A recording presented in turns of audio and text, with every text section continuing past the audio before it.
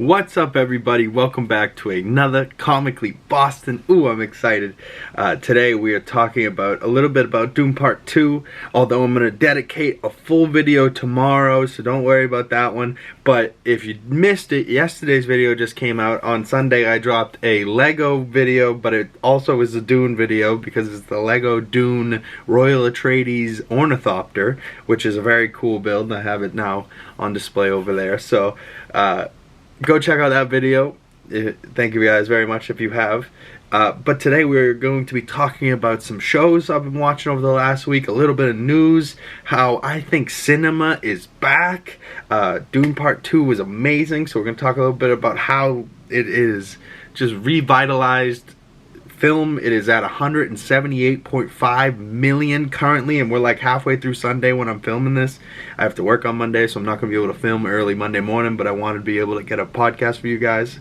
Comically Boston episode 133. I can't believe we're that far into making these Monday podcasts now, but pretty crazy stuff. But we're going to have some shows that we're talking about. But James Gunn, just the other day on February 29th, Superman's birthday, released a post. There was also a little leak going around that people were like, oh my god, it's David Cornsweat's leaked suit from the set, but James Gunn debunked that. I actually fell for it myself for a moment. I was like, damn, this is the suit? Okay, I'm with it. But there were some people that didn't like it and shit, so James was like, ask yourself simple questions. And he picked apart the thing and was like, this is an AI generated picture. Why would the guy's pants, if he's facing that way, why would his drawstrings be on the back? Really, he started pointing out little things. He goes, why would David Cornsweat's right hand be small and his left hand be stretched? And like, if you really start looking at the details of this picture, it was 100% a fake picture.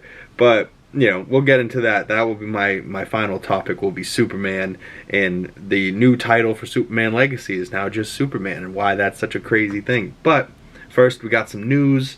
The Last of Us Season 2 has now cast some more actors. I don't recognize any of these actors other than Danny Ramirez. Danny Ramirez plays Falcon in the Falcon and Winter Soldier TV show, or he's going to be the new Falcon. He was like Sam Wilson's buddy that was in the military with him in that show, but he's going to be the next Falcon the next time we see him in the MCU. But he's also going to be playing Manny. But we also have Owen, Mel, and Nora cast, and you know, I'm just excited because I just replayed the second game and I forgot so many details about how crazy it gets after that first game. And the first season was so good, so I just know the show is just going to be really great. And they're filming right now up in Canada. And every time I see a leaked photo or something, I'm so excited. But something else that got me a little bit excited was TRON. I didn't realize they were making another TRON movie, and I didn't realize that this was actually Jared Leto that I think is in this suit here. But this is for TRON Ares. I remember watching the newer TRON. Well, technically I've seen the old TRON too, but the newer TRON came out when I was young, and I really liked it just because of how it looked, like the lights with the race motorcycle things. Cool. So black and red, I'm into it. But that's a nice little picture there. And somebody out there, Disney, if you're watching this, green light a Mace Windu show. Sam L. Jackson wants to do it. He wants to come back. This is a picture he did the other day for like a photo shoot for Empire. He had the purple lightsaber out, and he was repping it. Like, get this guy a metal arm and get him a story, you know, like that would be so cool to see. Not only that Mace Windu survived when he fell out that window in Revenge of the Sith, what he's been up to. We know he's got a metal arm. We know that he's a badass. We know he's got a purple lightsaber. We know Sam L. Jackson's a freaking beast. You know, 70 or not, let that man go do some shit. You know, just let the stunt performers do the stunt performers if you have to, and don't make him be 70 and be like the Irishman and have some shit that it should have been a stunt man, but instead you're like, ooh, De Niro, you looking tough, man. You don't look that agile. But still, you know, I would love to see Sam L. Jackson back in the Star Wars universe. You know, and so exciting that The Mandalorian and Grogu is going to be a movie, and that they're making more Star Wars movies right now, and that there's going to be Star Wars movies in our future. And I think cinema's really back. Just within the last few years. I've seen all of these movies in theaters, and I think they were all spectacles in their own way, and I left feeling the same way, where I was absolutely stunned and was just in visual ways, but in storytelling ways, but in the sound, in every possible way. Like, you leave the theater when you watch these movies, and that being the Batman, Robert Pattinson's Batman with Matt Reeves directing, James Cameron's Avatar: The Way of Water sequel, Top Gun Maverick was a sequel to the original Top Gun. I thought that was really good. Oppenheimer, probably going to win Best Picture this year at the Oscars, probably next week. Dune Part 2 just came out, probably going to win Best Picture next year at the Oscars. But imagine if Dune Part 2 didn't get delayed and then it was going up against Oppenheimer right now. That would be like either way, you know, it's worthy to either director Denis Villeneuve or Christopher Nolan. But now at least Chris will get his this year and Denis will get his next year, you know. But I don't see a better picture coming out next year that's going to beat out Dune Part 2, you know what I mean?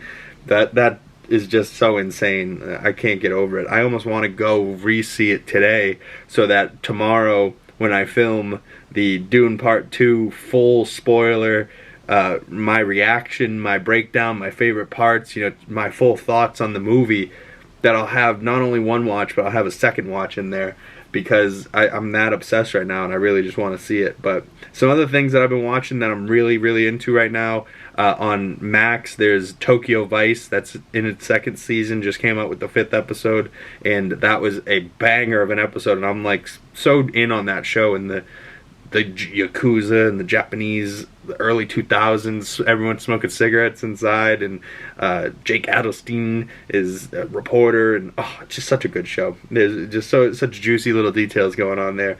But I just finished The Beef recently. That show, it was like a secret little love story, and you guys know me, if you watch any of my movie reviews, I'm a sucker for a love story, so I immediately was like liking the show, but then it like ended on like a real point of like making it a love story from the beginning. It's been a love story the whole time, and I was like, no way, I didn't think this was gonna end in a love story. Oh, I love it now, you know, like I loved it even more. Some other shows that just came out that now I'm going to be watching is Shogun on FX and Hulu, also on Disney Plus now, because they kind of merged. So I've been watching Hulu Shogun on Disney Plus, but with Hiroyuki Sanada playing the main samurai guy here. It just looks so authentic. I'm 1 out of 2 episodes in so far. I believe episode 3 comes out next Tuesday, but this is definitely going to be a show I'm watching. He's just a beast. He was in John Wick Chapter 4, which I also saw in theaters. Banger. You know, it seems like it's going to be such a great movie. And then the main female lead is the girl that was in Godzilla Legacy of the Monsters, and she was really good too. So I'm like, man, I can't wait to see what the rest of the series has to offer. But the hype that's been around the show, like a trailer for this played before Dune Part 2 in the IMAX theater the other day. So like they're getting before movie theater ads for a TV show that's on Hulu, FX, and Disney Plus. Like, huh? Like, I've never seen a TV show. Like, were we seeing Loki ads for season 2 of Loki before the movie? I don't know. I don't remember that. Like, so there's something behind this show that has to be really good. And I've also started things like The Masters of the Air on Apple TV. I just watched Napoleon recently. I just watched Superman 4, The Quest of Peace, which is actually surprisingly really good. So stay tuned for those movie reviews coming out this week. Once again, go check out Dune Part 2 if you haven't. But the final topic I want to talk about today is James Gunn's Superman.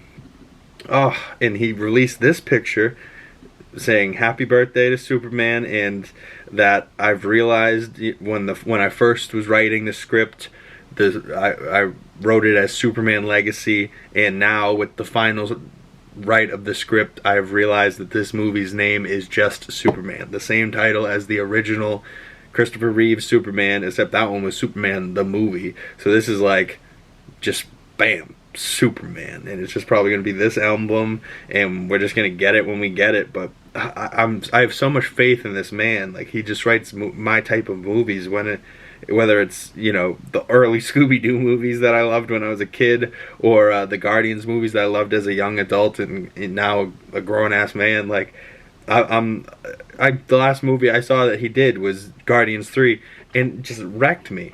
And I was even wrecked from some shit in, like, Peacemaker, and that was like a gory, violent, like, but also hilarious show, and John Cena just really goes for it, you know what I mean? Like, he gets the best out of some of his actors, and, you know, all of his actors seem to love him, his crew loves him, and I love him, you know, his writing is superb. But we see a little snow around this Superman logo here, and that's got to be, what, at the Sanctum, you get what I mean, the Fortress Inquisitorius, I think, what is it called?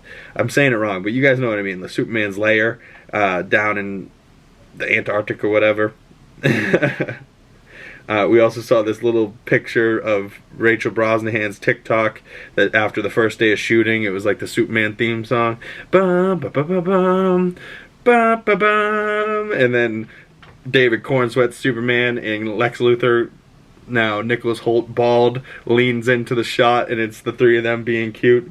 And I just think this is going to be such a great movie. It's going to be something we've never seen from these characters, and it's going to be like a young version of the characters, but also, like, we're not going to waste time with who's this and origin that, and we're just going to get right into it, much like the Batman with that Matt Reeves. He didn't have to waste time on telling who is this character. We already know all that, and just threw us right into a murder mystery, and then it was its own self-contained event. I think that's what he can do here, but also flush out that David Cornsweet's going to be playing Superman and Clark Kent, and those are going to be two different characters. And I have a feeling Rachel Brosnahan's character of Lois Lane is going to be in love with Superman, but works with Clark, and Clark's her best friend, but she has no idea that one's the other, and it's going to be a big thing once she finds out, you know what I mean? But I don't know if they're all going to be friends, like this picture from the comics, where they're all like buddy-buddy and holding on to each other. I don't know what this is going to be about, but we know that the Superman cast is pretty nuts. David Cornsweet as Superman, Nicholas Hoult, Lex Luthor, Isabella Merced as Hawkgirl, Sarah Sampaio as Eve Tessmacher, which is like a goon henchman for Lex Luthor. We got Skylar Gisondo as Jimmy Olsen, Superman, Clark Kent's best friend, also a photographer at the Daily Planet. Eddie Gathegi, I'm sorry if I'm butchering these names, he's going to be playing Mr. Terrific. He was also the guy that, like, could adapt to anything in, what was that, X-Men First Class, and then they ended up killing him, even though he's supposed to be a character that pretty much can't die because he adapts to everything. I don't know. Those are still Fox movies. We can't say nothing much about that. But Maria Gabrielle Dafara as the Engineer, which is apparently an Authority character, and that was a project and a team, the comic book team, that James Gunn announced early when he announced everything for the DC slate in his universe. Rachel Brosnahan, obviously Lois Lane, I've already said that. Nathan Fillion as Guy Gardner. Anthony Carrigan as Metamorpho. And now we've just confirmed that Terrence Rosemore as Otis Graves. And Otis is one of my favorite characters from the original Superman with Gene Hackman. And he was just so funny with Gene Hackman. So, like, I could picture this guy here and Nicholas Hoult having, like, a funny banter back and forth. You know what I mean? So I'm into it, you know. I'm really excited for that. There's also another guy, Wendell something, that's going to be playing Perry.